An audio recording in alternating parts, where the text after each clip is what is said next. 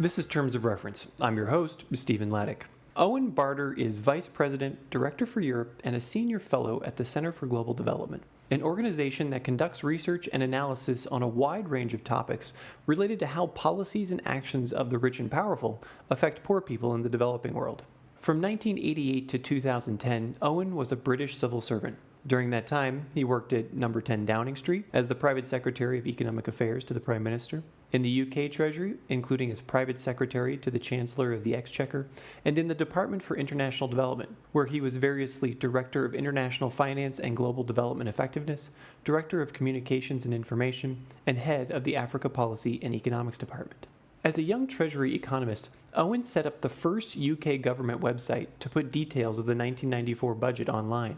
During 2004 to 2006, Owen worked at CGD, mainly on the advanced markets commitment for vaccines. Owen has also worked in the South African Treasury on budget strategy, at development initiatives where he helped establish the International Aid Transparency Initiative, and was a visiting scholar in economics at the University of California in Berkeley. Owen has lived in several countries in Africa, most recently in Ethiopia during 2008 to 2011. Owen has been an associate at the Institute for Government, a member of the advisory board of TOR092, the board of Publish What You Fund, and a member of the UK Government International Development Sector Transparency Panel. Owen is also currently a visiting professor in practice at the London School of Economics. I spoke with Owen in London. Hello, Owen. Thank you so much for being on the Terms of Reference podcast today. Thanks for having me, Stephen. Where do I find you sitting today in the world? I'm sitting in central London, looking out of my window at the Houses of Parliament. Excellent. So I hope that the weather has not turned too much yet here in October as we're recording this. Well, you know what London is like. It's always a little bit cloudy. Owen, right now you're the Vice President and Director of CDG Europe, and you're a Senior Fellow there. Tell us about that position. Tell us about what you do and what CDG does.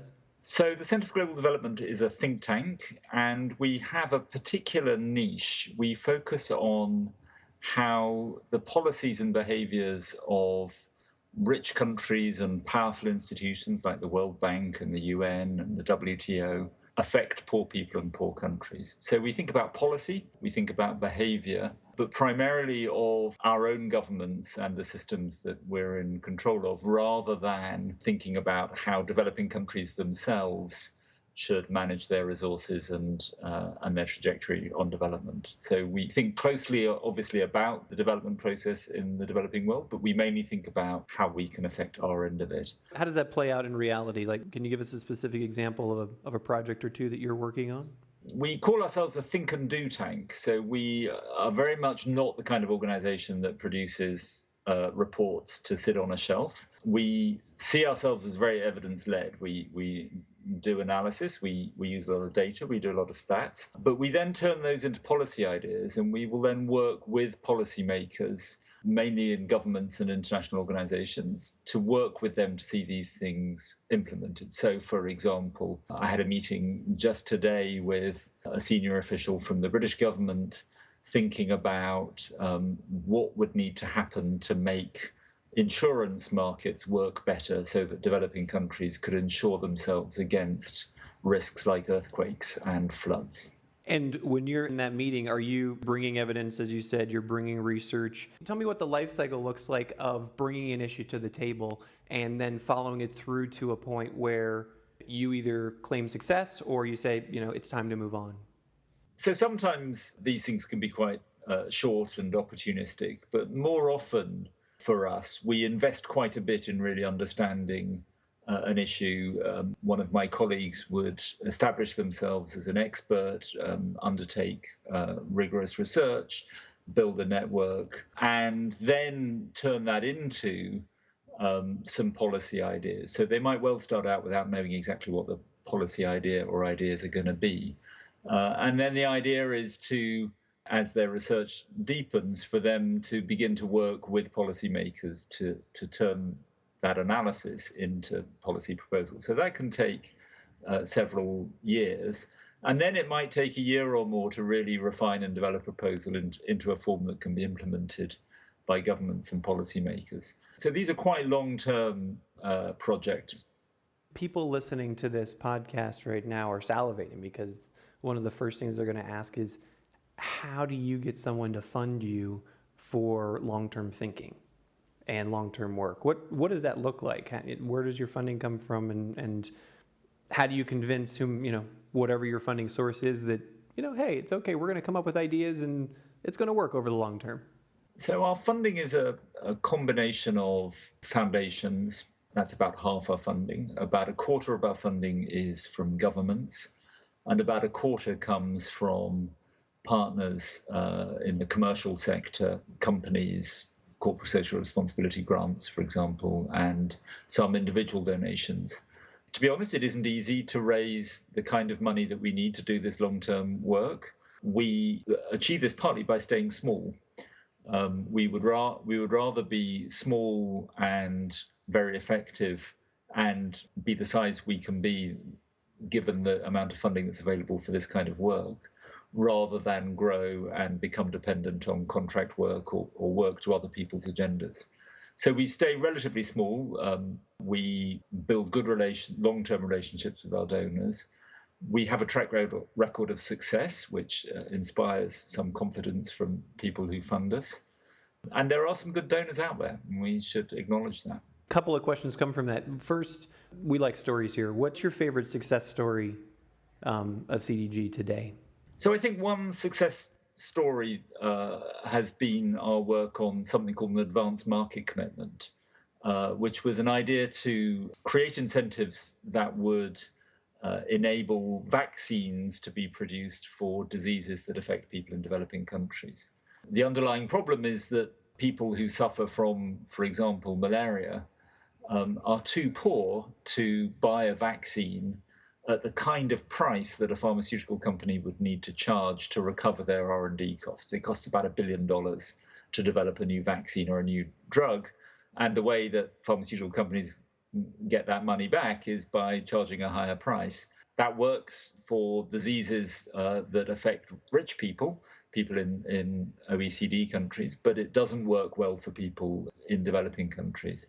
So we put together an idea to persuade a group of donors, in this case it turned out to be 6 large donors, to promise that if somebody was to develop a new vaccine, in this case it was for pneumococcal disease, which kills about 1 million kids a year in the developing world, if somebody could produce a vaccine suitable for use in the developing world, that they would buy $1.5 billion worth of that vaccine.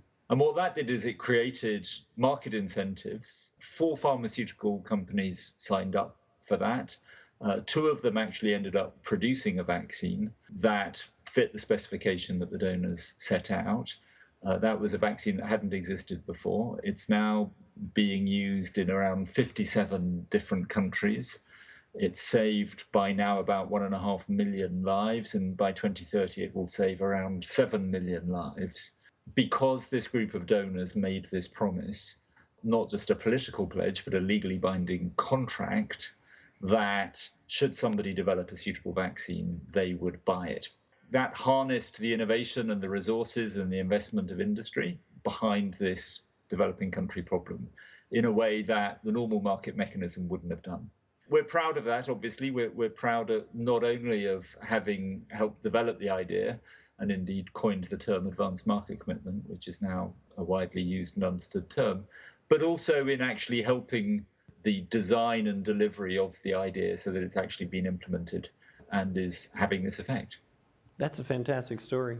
Could I ask you the opposite of that, or the other side of the coin? Has there been an initiative that you've put on the table, or a piece of advocacy that you've been putting out there that essentially fizzled, and you've tied the knot on it and said, you know what, we're not going to pursue this anymore, and why that? So we like to think of these as solutions that haven't been successful yet. There are some that we've stopped working on, which I still think are good ideas, but we haven't yet managed to persuade people of. One that I have worked on is the idea of preemptive contract sanctions, which is an idea that where a government doesn't have legitimacy, perhaps it's come to power in a coup, or perhaps it's lost an election and refused to leave office, the contracts that government enters into shouldn't be enforceable in international courts. And the effect of that would be to raise the cost of doing business with that regime. It would make it harder for them, for example, to sell national assets that to finance their continued existence. And it would also mean that in years to come, when that government is replaced by a legitimate regime, that the new legitimate government doesn't face the prospect of inheriting debts from its illegitimate predecessor that it then has to either renege on, which is a costly business, or it has to service them, which is also a costly business. So this idea, I worked in South Africa when Mandela became president, and a big dilemma for the Mandela government was whether they should pay the debts incurred by their apartheid-era predecessors. And I was working in the South African Treasury at the time.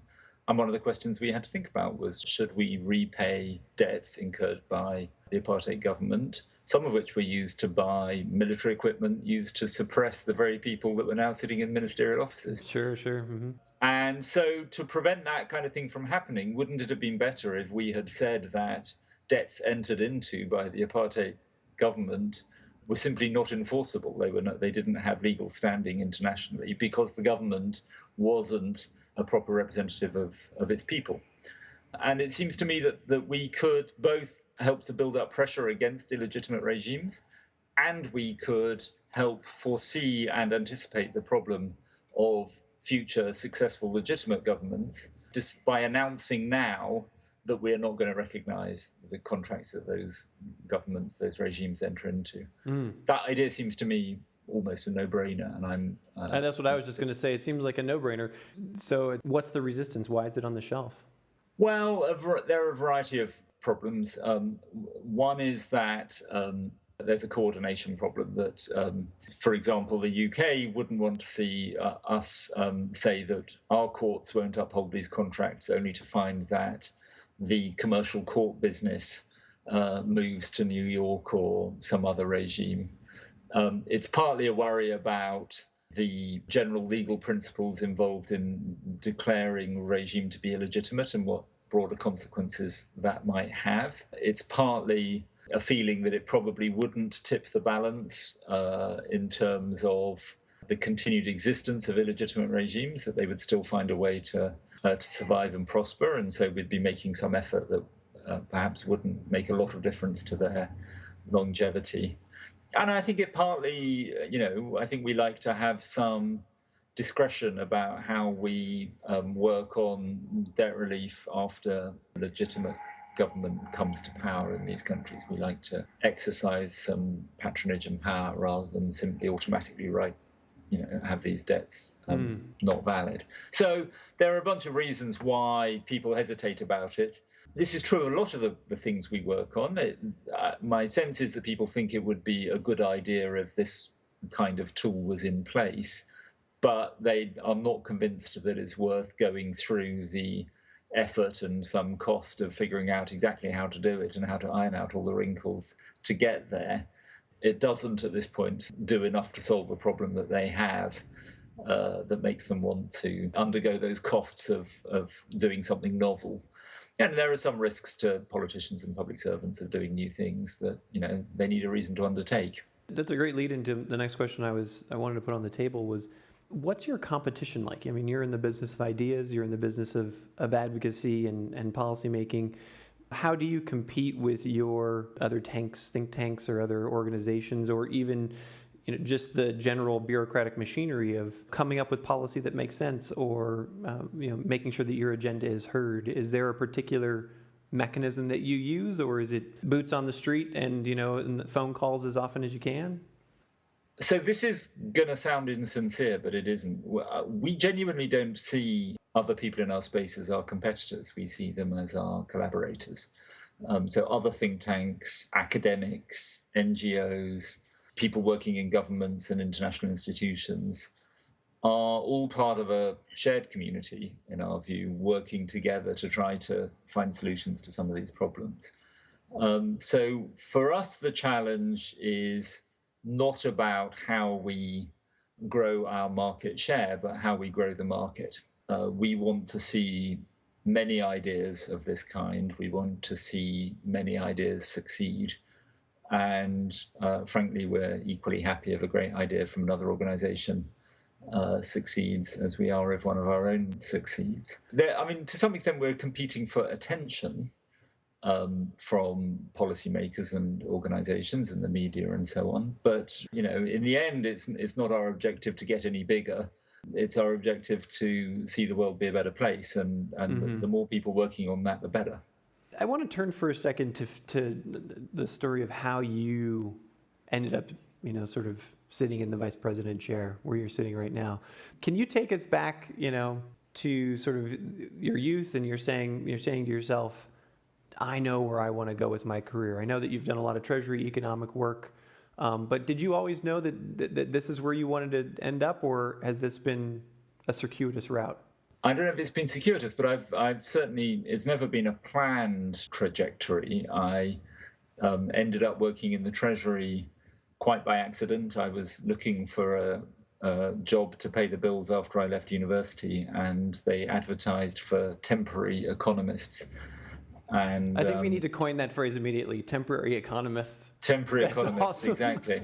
I applied and found myself working at the Treasury, and stayed there for quite some time, much against my. I never planned to do that, and I ended up going to South Africa because we had a visiting delegation from the South African Parliament and South African government just after Mandela became president, who came to the UK to understand better how the government managed public expenditure, how it allocated resources, because they had a particular challenge of trying to think about how to allocate more resources to the poorest people in South Africa and away from security services towards social services. And they were looking for advice on that. And I happened to be the person whose job was to organize a series of seminars for them. And at the end of a week in their company, at the leaving drinks, they said, would I like to come down to South Africa with them and help them set up the South African Treasury? And you said, sure, that sounds like a great idea. I did. And 2 months later, I was living in Pretoria. You've got to take your opportunities when they come. That's, just as an aside, that's one of the things I love about speaking with professionals such as yourself is these moments happen for so many of us where, the opportunity's put on the table and it's like, here's your moment. You've been waiting for it. Will you make the jump or not? And so that was sort of your moment. Exactly right. And I was very fortunate, right place at the right time. And what that did was, for me, reignite an interest I had in international development. And it was an interest I had had since I'd been a teenager, when I had lived in Ethiopia. I'd been in Ethiopia during the famous famine of the early 1980s, because of my father's job. And I had been fortunate enough to visit some of the refugee camps in Ethiopia, to see for myself what it meant for a country to be not only in drought but in famine, and how the international community responded to that. I think that had always left me with the sense that of all the public policy questions, of all the challenges for the world, thinking about the problem of absolute poverty and hunger was the most important and remains the most important challenge in the world. So being back in Africa, living in South Africa, working, South Africa's different from many other developing countries, but it faces many of the same challenges, made me realize that, having been an apprentice in the Treasury as a public servant, as an economist, that that was actually where I wanted to apply my skills and my experience. And when I returned from South Africa, I then didn't work on development. I was offered and took a job working in No.10 Downing Street for the Prime Minister, for Tony Blair. So I went to No.10. I was his economics private secretary for a couple of years.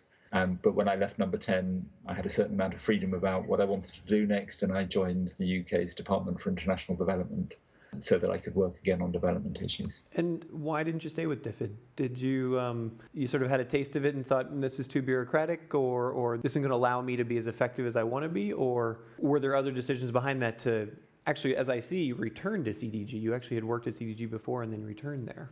Right. So DFID is a fantastic organization, and I was proud and would be proud to work for them. There's no every organization, I'm sure, has its frustrations. And, Of course, yeah. But DFID is a terrific organization. And so there was certainly no question of not wanting to work for them for that reason.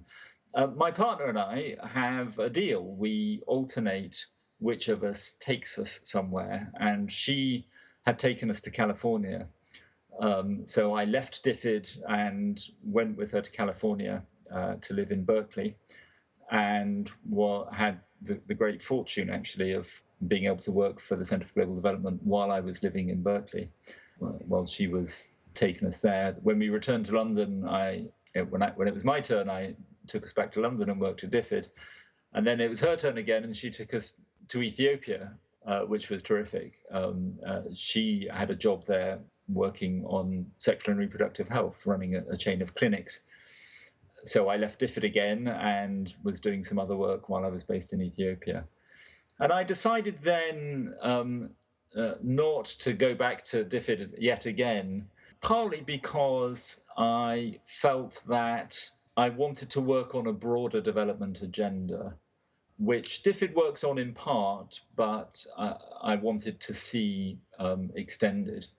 And that broader development agenda is to think not only about how aid is spent and how it's used, and DFID is a very fine and effective aid agency, but I also thought it's important to work on issues of trade policy, of intellectual property rights. Just been talking about sanctions policy, R&D, intellectual property for investments in pharmaceuticals, technology transfer, migration policies, peace and security policies, a whole range of policies that affect developing countries, which I felt needed more attention than the domestic policy agenda here in the UK was giving them. And so I thought it was a good next step for me to start working on those issues independently, obviously often working closely with colleagues in DFID, but also with many other organizations, to keep those ideas, find ways to generate those kinds of ideas. This may seem like a non sequitur, but you mentioned it specifically, and I wanted to touch on it, was how did you and your partner make that decision to trade off? And as I'll put my experience on the table as well, that's exactly what my wife and I did when we decided to get married. This is now almost 10 years ago. We made the very conscious decision to say, we're going to be always living in the same country. We're never going to be those development workers that live apart, etc. This is a big issue in the development and humanitarian aid profession, at least. How did you guys make that conscious decision? Or was it just that was just an agreement from the very beginning? It was an explicit decision, but I'm not sure. I can't quite imagine what an alternative decision would have looked like, to be honest. Well, for many people, they say, each of them will go where the opportunity is, and we're going to just agree to live apart for periods. And, I've got colleagues who commute back and forth, on a weekly basis, and it can be tough on a relationship. Right. I mean, I'm full of admiration for people who do that and make that work. I think we knew that it would be better for, if you're in a relationship, you want to be with somebody, right? That felt like a natural choice for us to make. I mean, I don't want to sound as if either of us is making any great sacrifice. It's actually very exciting to find out where you're going next and to think about what you might do in that place or with that opportunity. And it's nice to be pushed a bit out of your comfort zone and not to be grinding your way up some career escalator in the same organization year after year. I see it as a huge opportunity. It's never been something where we really considered seriously any alternative ways of being. And in real life, we talk about where we want to go. It's not entirely springing a surprise on each other. But I think we're clear that we want to continue to move together and that we both have careers that we can both pursue. And so far, it hasn't done either of us any harm, this kind of arrangement. So I want to sort of reel us all the way back to where we started. You said at CDG, it's about identifying issues that are important, to developing the expertise, becoming that known expert, and then formulating policy decisions or policy recommendations out of that expertise. Is any of that funder-driven? How do those issues ultimately end up getting bubbled up? You said you're a small group. Is there a consensus-driven process for that, or how do you ultimately end up IDing those issues? So actually, far from being a consensus-driven group, we're more a diversity-driven group. We often don't agree about things. We as an organisation, do not take institutional positions. So really, you're a holding tank for a lot of great minds, and really, it's sort of carte blanche. Yes, that's right. I mean, we have a sense of a shared mission, and we also have a sense and an expectation of shared standards of quality of research and analysis, and that we uphold. But we don't expect everybody to agree with each other. We're more than a holding tank in the sense, we learn a lot from each other. We interact with each other.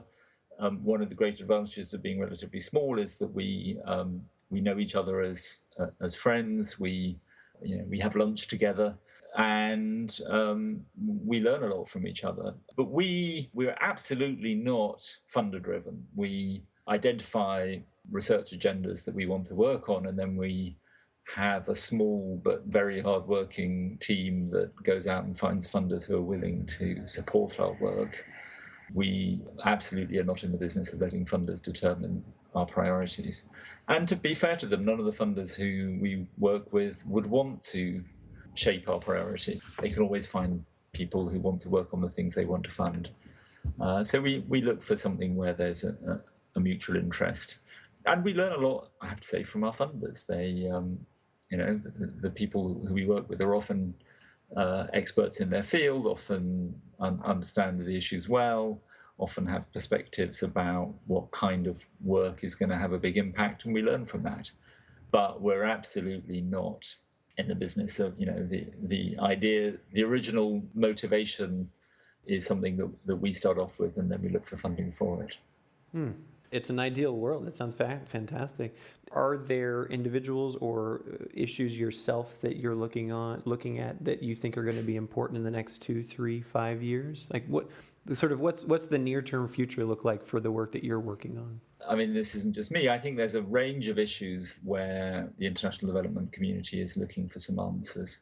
One is on figuring out a better set of mechanisms for working in partnership with the private sector, especially with private investment.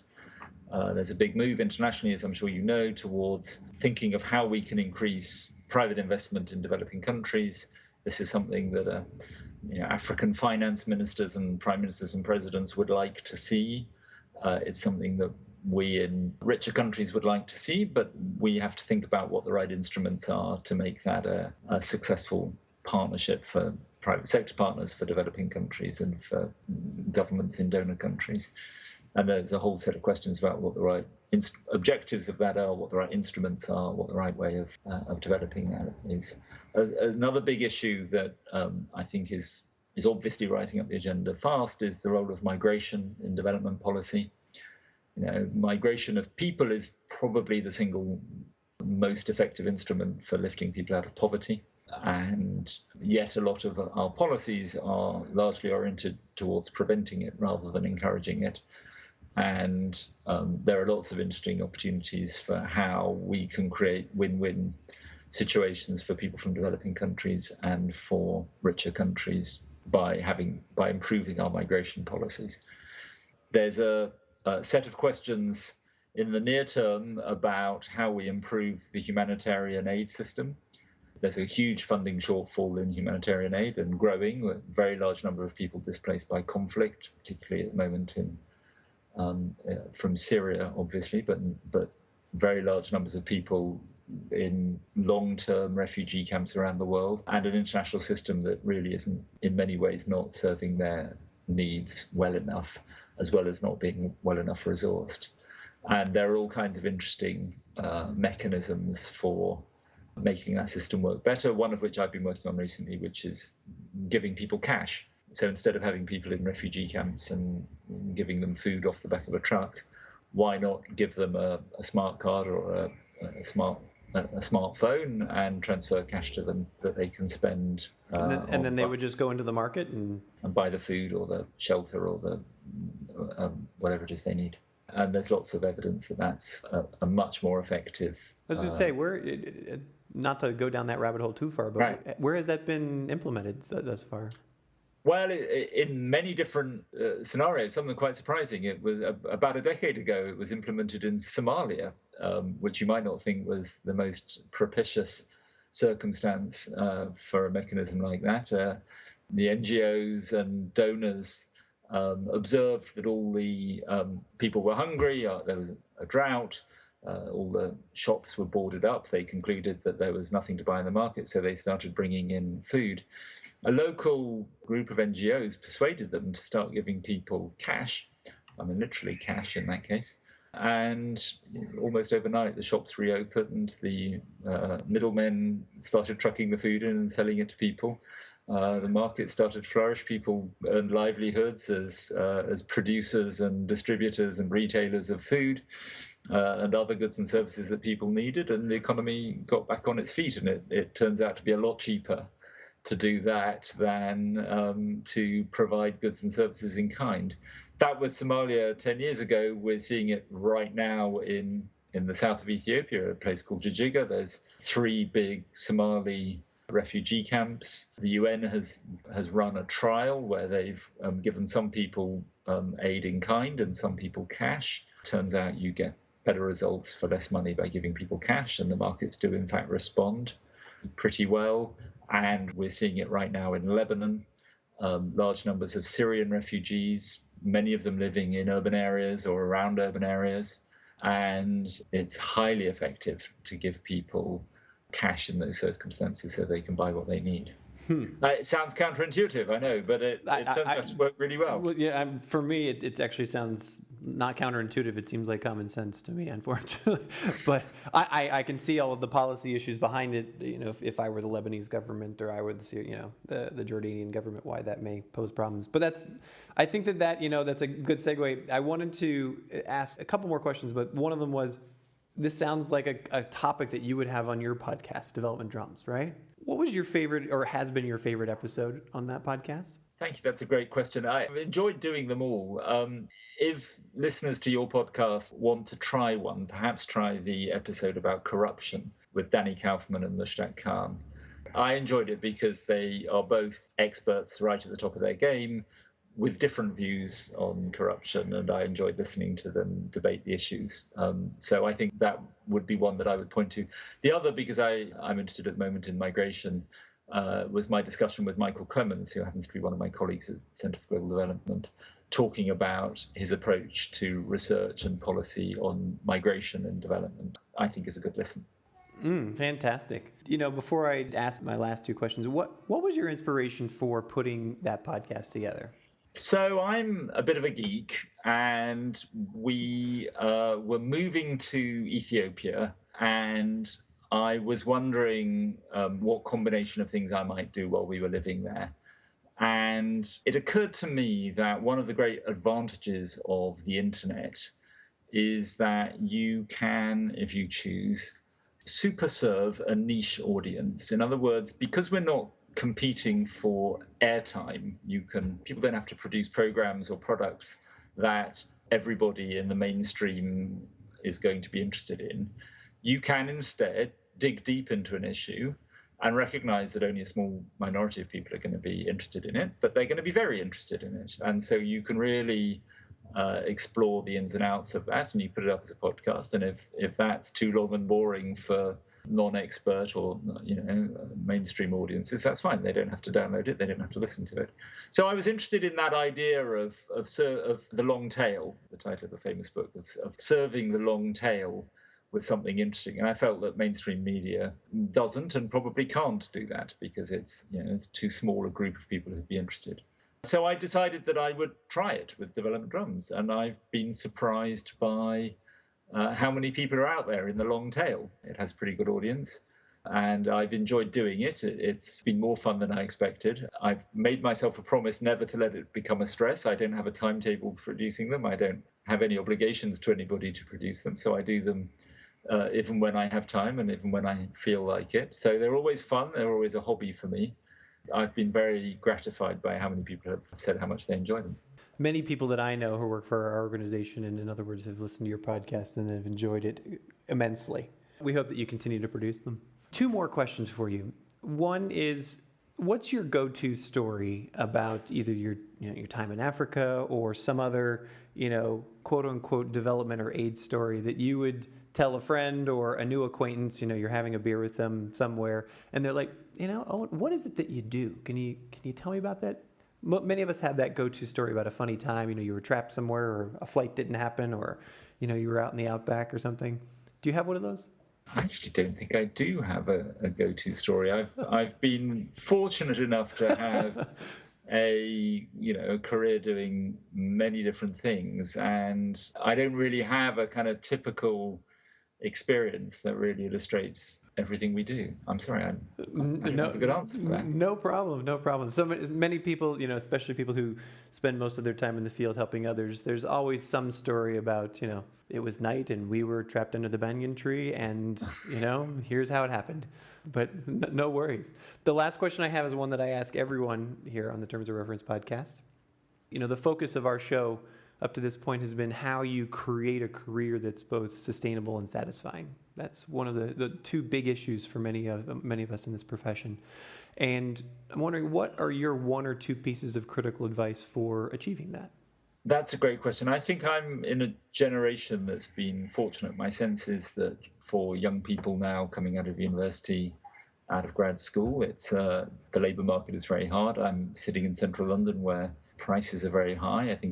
I feel as if my own experience has been very lucky, actually, that I didn't have to face such a difficult labour market, such a hard environment. I do think it's important in development to spend some time, perhaps quite a bit of time, living in a developing country. And I know that's not always possible for everybody, and I recognize that. But to the extent that it is possible, especially perhaps for younger people who don't have family or big financial commitments yet, I think that is something you should do when you can. I think that provides you with both a reservoir of knowledge and understanding and perspective, but also a continuing passion for the work we do. And there are times when you need to dig into that reservoir of commitment and passion when you're grinding away at some research in some, or putting together an invitation list for an event, or, there are all kinds of circumstances where you need to be reminded why you're doing this. And I do think that the international development community depends a lot, and to some extent rather takes advantage of, the very high levels of commitment and passion for the people who work in it. Now, we're not the only industry that does that. I think healthcare does that. I think journalism does that. I think politics does that to some extent. But we're very fortunate to work in an industry on a topic that most of us think is fundamentally important. And I feel privileged every day to be working on development. Somehow you need to manage not to let that unbalance you so much that you forget to take care of yourself and of your family and your loved ones. Because it's easy to think that because this is so important, that it must drive your every waking moment. That's certainly a praiseworthy instinct, but I hope that people find a way to balance that passion with also recognizing the importance of spending time with their loved ones. Owen, thank you so very much for taking the time to be on our podcast today. Thanks very much, Stephen. You've been listening to the Terms of Reference podcast from aidpreneur.com. Subscribe to us on iTunes.